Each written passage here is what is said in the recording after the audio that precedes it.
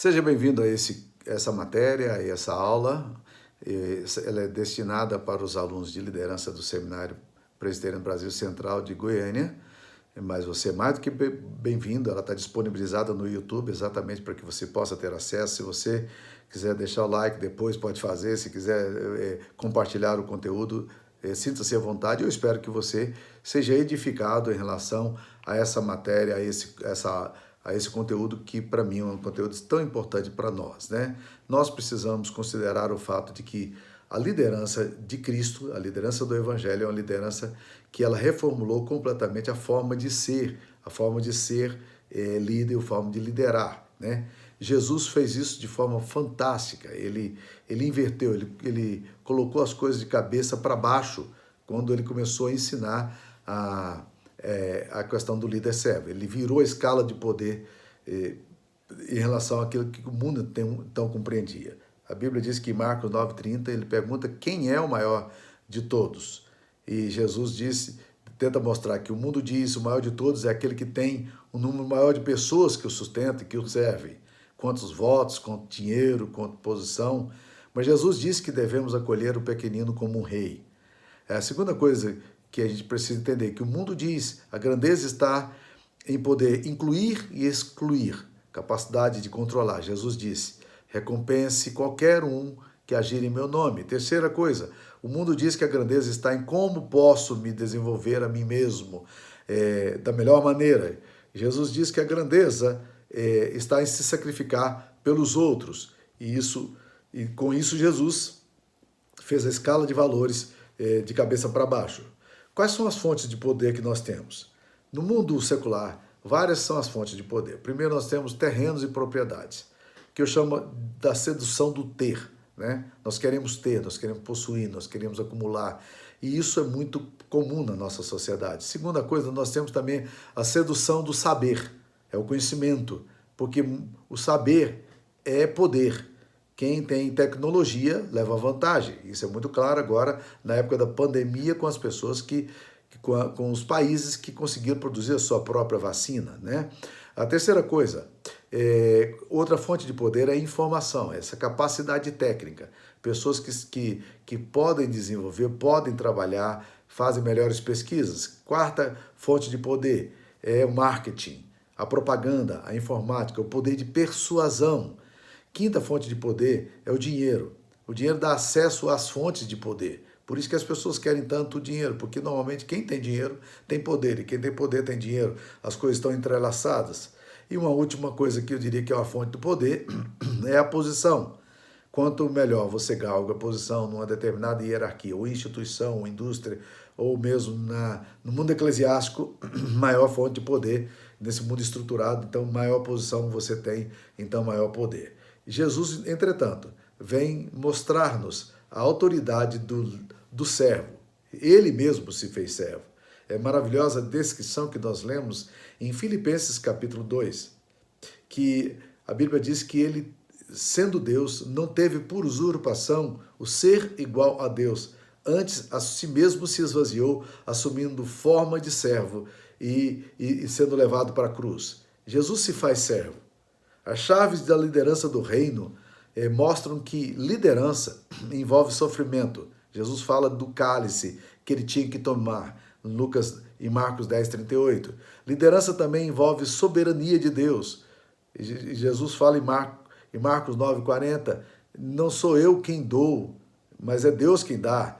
Liderança também envolve ser servo, porque em Lucas 22:26 ele mostra exatamente esse princípio do mestre, princípio mestre, que é a liderança com serviço. Então Jesus mostra a autoridade do servo, uma coisa que normalmente nós não entendemos muito bem numa sociedade que busca tanto o poder, a hierarquia, a primazia, o controle.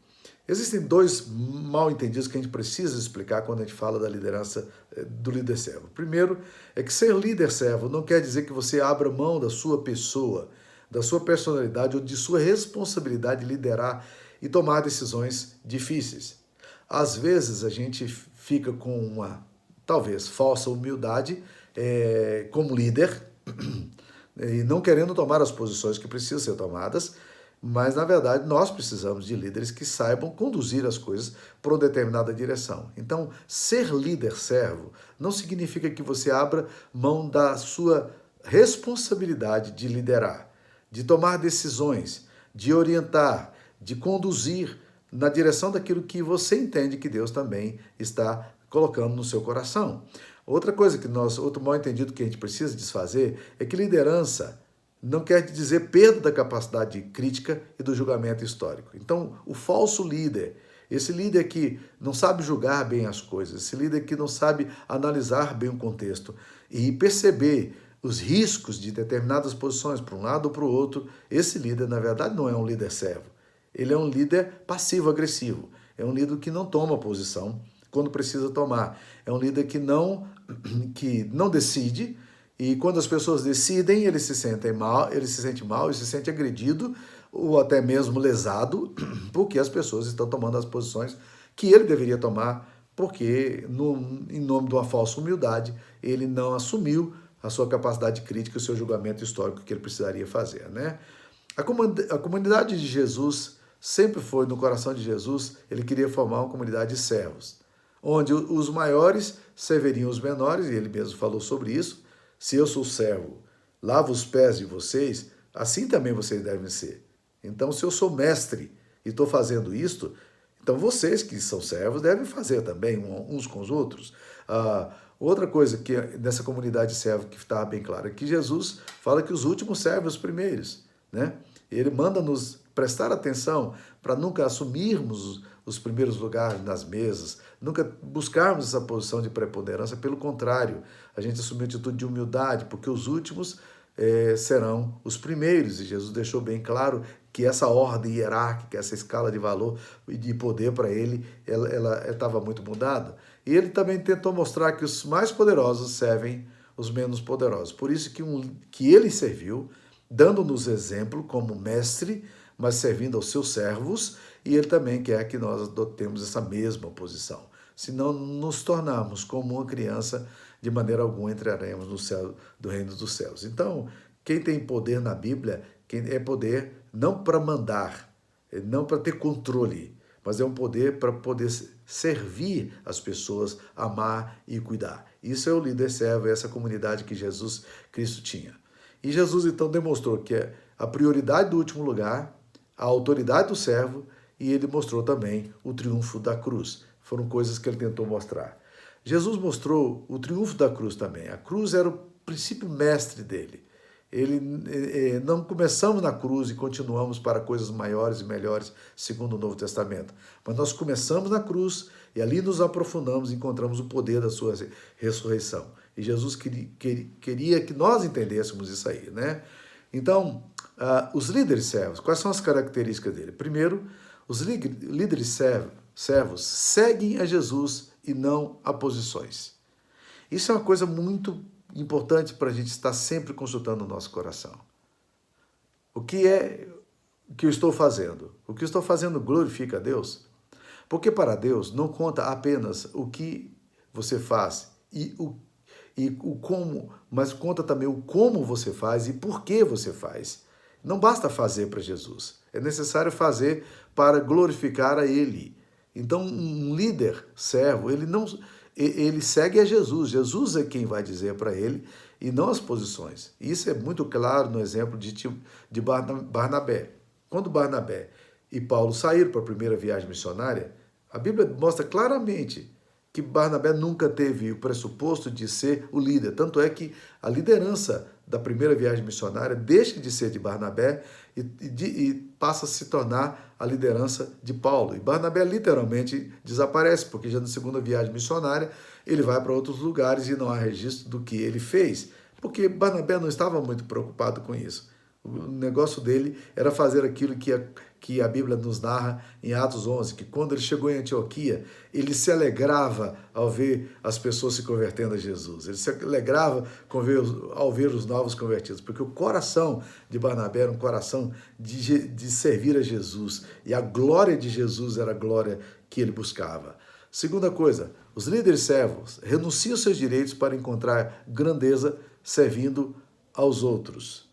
Isso, meus queridos irmãos, é alguma coisa é uma coisa extremamente interessante. Eu estava lendo um depoimento sobre Henry Nouwen. Nouwen foi um sacerdote católico que criou um espaço no Canadá chamado l'Arche, a Arca. E nesse lugar ele acolhia, ele fez uma casa para acolhimento de pessoas que ninguém podia cuidar. Nem o Estado sabia como cuidar dessas pessoas. Então ele levava ali as pessoas que tinham dependência de todo tipo, inclusive não tomavam banho sozinhas. E ele levou 3 ou 4, 5 homens ali para cuidar desses homens. E ele colocava comida na boca desses homens. E Philip Yancey narra, de uma forma muito interessante, uma visita que ele foi fazer ao Henry Nouwen, que tinha sido professor de Harvard, professor de Oxford, professor de Yale, e agora estava se consagrando a esse tipo de ministério. E aí o Philip Yancey, lá no final do dia, ele disse, olha, eu estava literalmente cansado, sem ter feito absolutamente nada, só vendo o esforço do Henry Nouwen, tratando das pessoas que estavam sofrendo. E lá pelas tantas, terminando o dia, ele iria embora, eles tiveram uma conversa antes de partir, e o Philip Yancey, cuidadosamente, tentou dar uma redirecionada no coração do Henry Nouwen, dizendo para ele o seguinte, Nouwen, você é um cara tão conhecido, tão famoso, os seus livros vendem tanto, você não precisa de fazer mais nada, você poderia simplesmente fazer uma fundação, onde você levantaria dinheiros e poderia montar 10, 15, 20 casas como essa aqui e contratar pessoas para trabalhar nisso aí, você seria muito mais eficiente. Henry Nouwen olhou para ele e disse assim, ô Philip Yancey, você não entendeu ainda o Evangelho. Não são essas pessoas que precisam de mim, Philip. Sou eu que preciso delas. Olha que interessante. Os líderes servos renunciam seus direitos para encontrar a grandeza servindo os outros. Outra coisa, os líderes servos se arriscam a servir os outros porque confiam que Deus controla as suas vidas. Olha quantos homens de Deus na história se consagraram em tempos de pandemia, em tempos de sofrimento, simplesmente porque tinham um coração de servo. Eles confiavam que Deus de fato controlava a vida deles. O apóstolo Paulo fala, e nada considero a minha vida preciosa, senão que eu cumpro o ministério para o qual fui designado. E é impressionante essa compreensão de Paulo. Eu não considero a minha vida preciosa, a não ser que eu cumpra o ministério. Os líderes servos imitam a Cristo, tomando a toalha da servidão para satisfazer as necessidades dos outros. E é isso que nós precisamos fazer. Se vós sois meus discípulos e vem a mim que sou o mestre fazendo isso, é assim que vocês também devem fazer. Me imitem, é isso que Jesus Cristo está fazendo. Uma outra característica do líder servo é que os líderes servos delegam responsabilidades e autoridades para outros a fim de atender necessidades maiores. O líder servo não controla as coisas. Ele não tem aquela visão autocrática. Ele não quer ter o domínio de toda a instituição. Ele se entende naquele lugar ali como mais um que serve. E se ele está na igreja de forma particular, ele delega a responsabilidade porque ele não está buscando a glória dele. Ele pensa no bem da comunidade e ele não tem nenhum problema de delegar a sua autoridade e a sua responsabilidade para que o evangelho possa ser ampliado.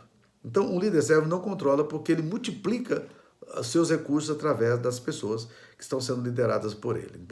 Então, os líderes servos multiplicam a sua liderança, delegando a responsabilidade, motivando, preparando as pessoas, instruindo as pessoas, mentoreando, avaliando particularmente cada um deles, orando por eles. Essas são atitudes do líder servo. Há uns dias atrás eu estava ouvindo uma palestra interessante do Solano Portela, lá do Mackenzie, e ele falou das 5 características de um líder servo. Eu achei muito interessante, eu vou só citá-las aqui de forma bem rápida. Primeiro, ele diz que o objetivo principal de um líder servo é o bem-estar dos liderados. E ele cita João 10, versículo 11. Segunda coisa, a satisfação principal de um líder servo é o crescimento do liderado. E ele cita 2 Tessalonicenses 1, 3 a 4. Ele fala também que outra característica do líder servo é que ele aceita o encargo. Ele é um líder obediente. E ele cita Isaías capítulo 6, versículos 5 a 8. Outra característica que ele enumera de um líder servo é a prestação de contas. Ele é um cara que se reporta a alguém. Ele não é o cara que não é accountability. Ele está sempre se dispondo a dizer às outras pessoas e prestar relatórios às outras pessoas. Ele não é uma pessoa autóctone, independente. Não, ele tem uma comunidade, ele tem um corpo a quem ele presta contas. Outra característica, a última, ele tem cuidado com os liderados. Ele cita aqui Mateus 6:8 e Mateus 7:11. Então, são as 5 características de um líder servo que o Solano Portela enumera. E eu queria fazer algumas aplicações aqui muito importantes para mim em relação ao líder como servo. A primeira coisa que eu diria é o seguinte, aplicando o conceito da liderança servo. Sirva o seu grupo como líder, o líder servo ou um servo líder. Você precisa estar atento a isso aí. Sabe por quê? Porque é fácil demais nós nos tornarmos arrogantes nas nossas posturas e independentes nos nossos approaches. Então, sirva o seu grupo como líder servo. As pessoas vão olhar para você e vão entender que você tem um coração de servo, que você está disposto a se sacrificar e a se dar, porque o seu coração é um coração inteiramente de Jesus, voltado para Jesus. Uma outra aplicação que eu diria é o seguinte, invista nas pessoas para o bem delas, não as use para alcançar seus alvos. Nós podemos instrumentalizar as pessoas como líder. E isso pode ser um desastre para a nossa liderança, porque as pessoas passam a não nos respeitar e elas também começam a perceber que elas são instrumentalizadas. Eu me lembro muito bem de um episódio de Saul, que Saul, quando foi para a guerra, ele ofereceu para aquele que matasse Golias a sua filha em casamento. E Davi matou Golias e ele tinha já, de certa forma, Saul já tinha dito que seria uma determinada filha dele. E ele acabou doando a sua filha Mical. Mas se você olhar a relação de Mical com Saul, ela é sempre instrumentalizada. Quando Davi tem que sair de casa para não ser assassinado pelo próprio sogro, né? E Mical o protege e ele sai de casa correndo, a Bíblia diz que ele pega Mical e dá Mical para outro homem, né?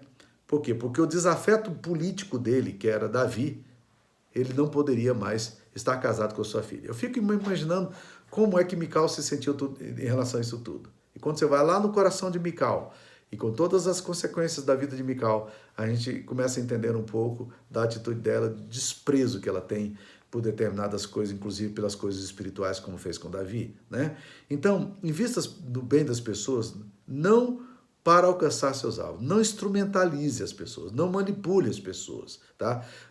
O líder servo não faz esse tipo de coisa. E isso é uma vigilância, porque algumas pessoas, elas são muito facilmente manipuladas e a gente pode fazer isso facilmente. Então, nós precisamos tomar muito cuidado com o nosso coração aqui, tá?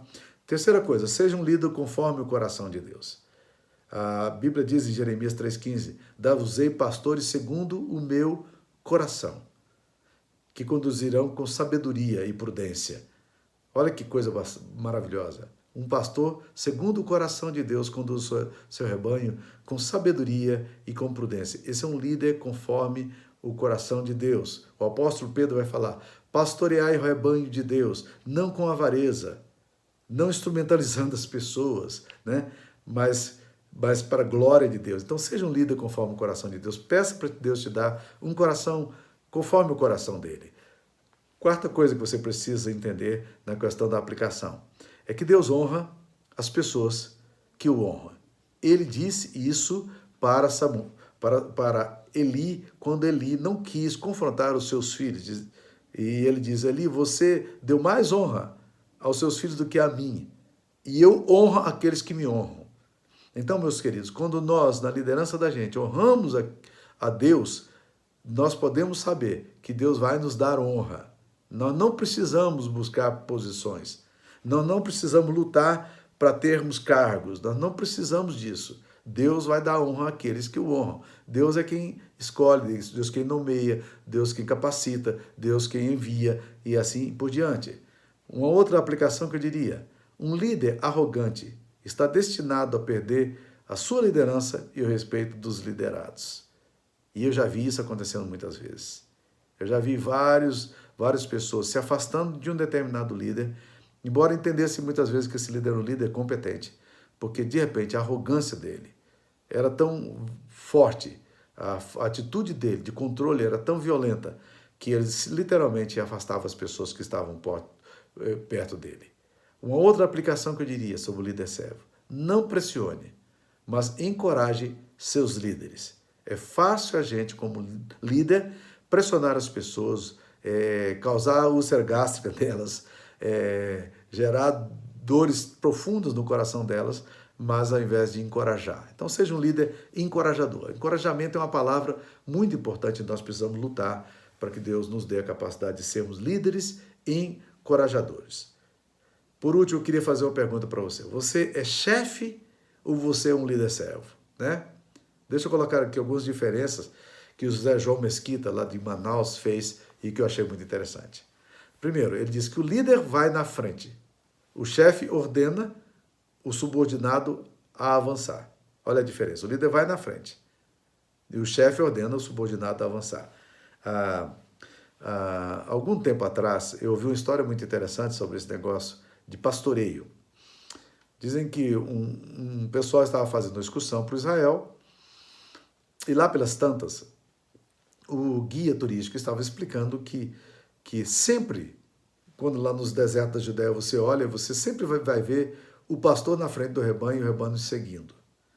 E nunca você vai ver o pastor atrás das ovelhas. O pastor está na frente chamando, porque ele vai na frente, vendo se há algum perigo, protegendo, e o rebanho vai atrás. E lá pelas tantas eles encontraram um rebanho que chamou a atenção de todos, porque o líder tinha acabado de falar que o pastor sempre ia na frente, agora o pastor está atrás. E isso chama tanta atenção que todo mundo chama atenção. Olá, tem um pastor ali que está fazendo diferente do que você falou. E ele mandou parar o carro, desceu do ônibus, foi lá conversar com esse pastor. E aí voltou todo alegre, todo sorridente para explicar para o grupo o que tinha acontecido. Ele virou para o grupo e disse o seguinte: não, gente, aquele ali não é pastor não, aquele rebanho ali, ele comprou, ele é açougueiro, ele está levando para matar, por isso que nem a ovelha está querendo ir. Né? Então a diferença entre o chefe e o líder é exatamente isso. O líder vai na frente, o chefe ordena o subordinado a avançar. Segundo, o líder ensina como fazer e encoraja. O chefe ensina e cobra o serviço. Tá? Então a base do chefe é cobrança. A base do líder é o encorajamento. Terceiro, o líder prioriza o relacionamento. O chefe prioriza o serviço. Isso aqui me chamou muita atenção, sabe por quê? Porque existem duas formas de você liderar. Existe o que eles chamam de task-driven e people-driven. Você é orientado a tarefas, como líder, ou você é orientado a pessoas.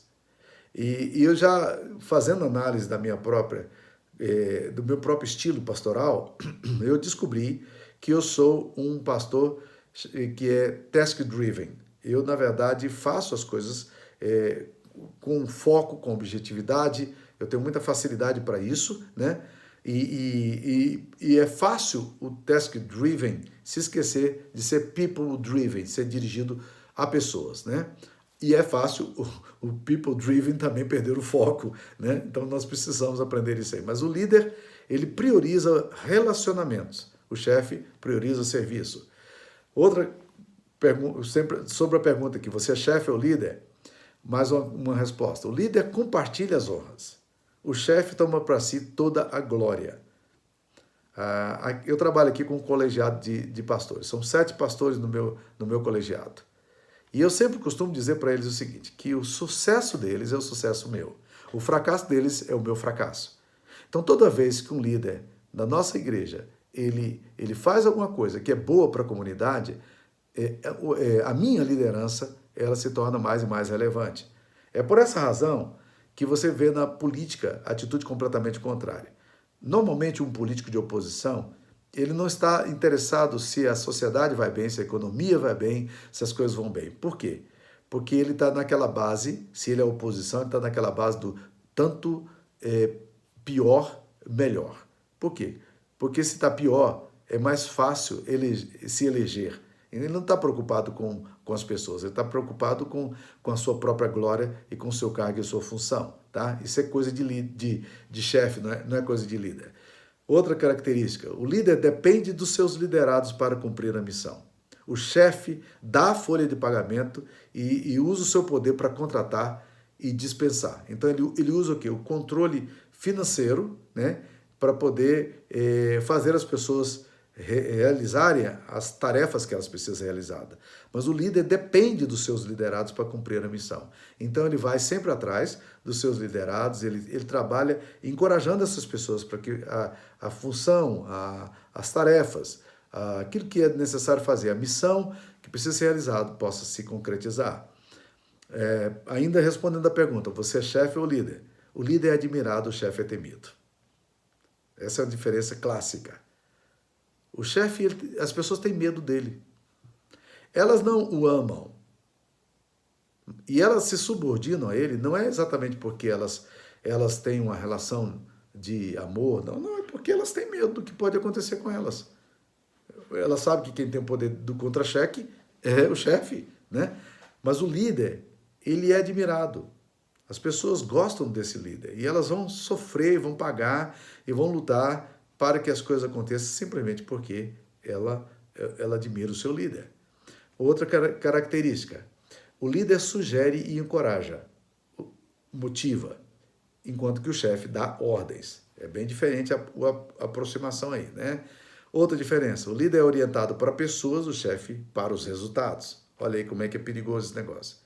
Se você é uma pessoa que está sempre olhando os resultados e não está preocupado com as pessoas que estão caminhando com você, como elas são, como é que elas estão, você pode estar certo de que você acaba perdendo o respeito e, eventualmente, a sua liderança.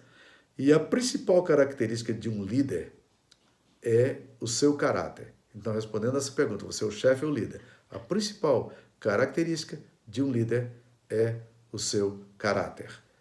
Então, meus queridos, eu espero que essa aula aí sobre líder-servo te encoraje a ser um homem ou uma mulher que dispõe o seu coração para imitar o seu mestre. Jesus, sendo mestre, sendo o próprio Deus, não teve por usurpação o ser igual a Deus. Ele se esvaziou, assumiu forma de servo, servo obediente, um servo que vai para a cruz por causa do seu Senhor, que é Deus. E nós precisamos aprender o princípio da liderança, servo, olhando aquilo que Jesus Cristo fez. Para terminar, eu queria encorajar você a ler no futuro, ou presentemente, se você tiver disponibilidade, um livro maravilhoso que não foi escrito por um público evangélico, mas que fez um furor nas instituições do mundo inteiro. Um livro que foi um best-seller chamado O Monge e o Executivo, do Hunter, Charles Hunter. Então vale a pena você ler esse livro. Esse livro é um livro onde o cara consegue trazer a mente de um executivo para os princípios do Evangelho. E é um livro que vale a pena ser apreciado. Se você quiser aprofundar o assunto, está aí essa dica para você. Que Deus te abençoe, espero que você tenha sido edificado. Se quiser compartilhar esse vídeo também, pode compartilhar aí e abençoar outras vidas. Talvez a sua liderança, talvez as pessoas que estejam com você. Que Deus te abençoe. Fique na paz.